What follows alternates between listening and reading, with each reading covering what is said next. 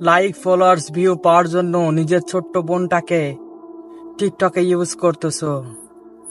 যেই বয়সে তার সরেয়া সরুয়া ক খ আলিফ বা তা সা পড়ার কথা, শিক্ষায় শিক্ষিত করে উঠানোর কথা, তার কোরআনের আলো শিক্ষা দেওয়ার কথা, সেই বয়সে তাকে দিয়ে তোমরা টিকটক ভিডিও করতেছো।